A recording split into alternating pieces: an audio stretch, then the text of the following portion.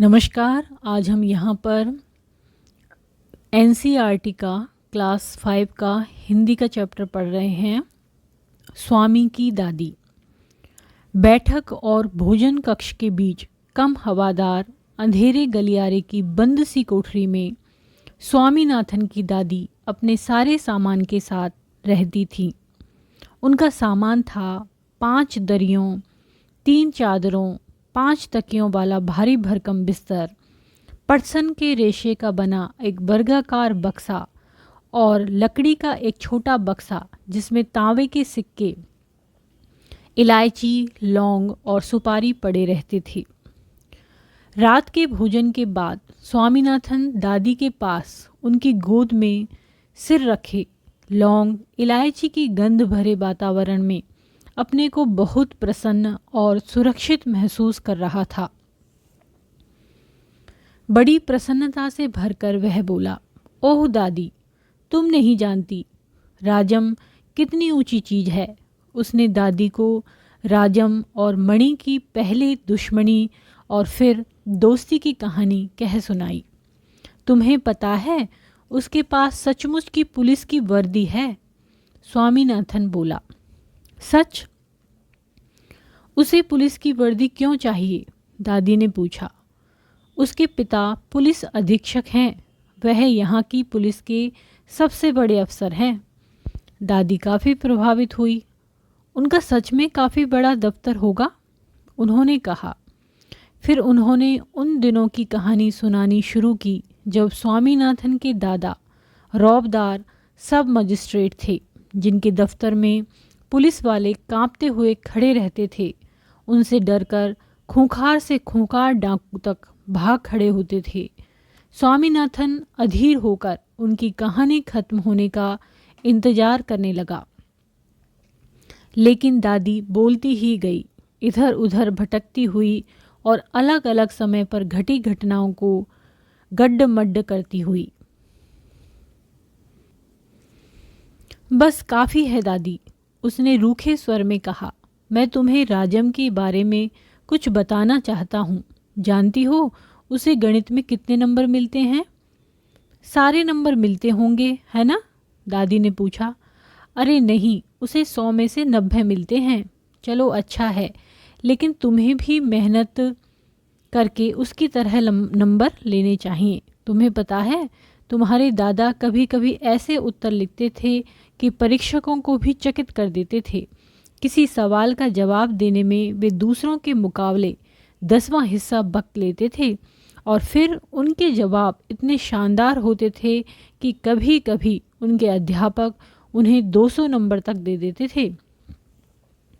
जब उन्होंने एमए किया तो उन्हें इतना बड़ा मेडल मिला था। मैं कई सालों तक उसे गले में पहनती रही। पता नहीं मैंने कब उसे उतारा। हाँ, जब तुम्हारी बुआ पैदा हुई। नहीं, तुम्हारी बुआ नहीं, तुम्हारे पिता।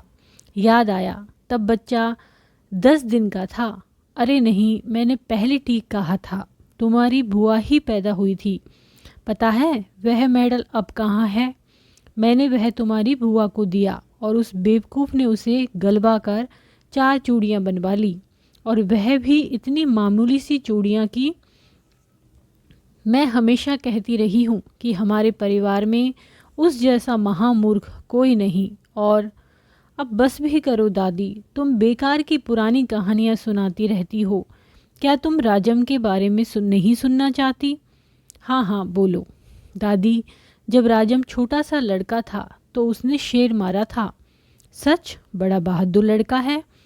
तुम यह बात मुझे खुश करने के लिए कह रही हो। तुम्हें यकीन नहीं हुआ होगा। स्वामीनाथन ने बड़े उत्साह से कहानी शुरू की। राजम के पिता एक जंगल में डेरा डाले हुए थे। राजम उनके साथ था। अचानक 2 शेर उन पर झपटे और एक ने पीछे से हमला करके पिता को गिरा दिया। दूसरे ने राजम का पीछा किया। राजम एक झाड़ी के पीछे छुप गया और वहीं से गोली चलाकर शेर को मार डाला। दादी, क्या तुम सो गई? उसने कहानी खत्म होने पर पूछा। नहीं बेटा, सुन रही हूँ। अच्छा बताओ, कितने शेर आए थे? 2 शेर राजम पर झपटे थे, दादी ने जवाब दिया। स्वामीनाथन दादी के गलत जवाब से चिढ़ गया। मैं तुम्हें इतनी ज़रूरी बातें बता रहा हूँ और तुम नींद में न जाने क्या उलूल जुलूल कल्पनाएं किए जा रही हो। अब मैं तुम्हें कुछ नहीं बताऊंगा। मैं जानता हूँ तुम ऐसा क्यों कर रही हो। तुम राजम को पसंद नहीं करती। नहीं नहीं, वह तो बहुत प्यारा लड़का है, दादी ने बड़े विश्वास से कहा। उन्होंने राजम को देखा तक नहीं था। स्वामीनाथन खुश हो गया। दूसरे ही क्षण उसके मन में एक नया संदेह पैदा हुआ। दादी, शायद तुम्हें शेर की कहानी पर विश्वास नहीं हो रहा है।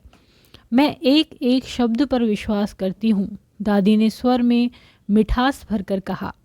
स्वामीनाथन को इससे खुशी हुई, लेकिन उसने चेतावनी के तौर पर जोड़ा, जो भी उसे झूठा कहेगा वह उसे गोली मार देगा। दादी ने इसका समर्थन किया और हरिश्चंद्र की कहानी सुनाने की बात कही, जिसने वचन का पालन करने के लिए सिंहासन, पत्नी और बच्चे को खो दिया और अंत में उसे सब कुछ वापस मिल गया। उसने कहानी आधी ही सुनाई थी कि स्वामीनाथन खर्राटे लेने लगा। दादी भी रुक रुक कर बोलने लगी, फिर वह भी सो गई। R.K. नारायण, अनुवाद मस्तराम कपूर। यदि आपको ये वीडियो पसंद आता है तो इसको लाइक करें, चैनल को सब्सक्राइब करें, कमेंट करें और शेयर करें। धन्यवाद।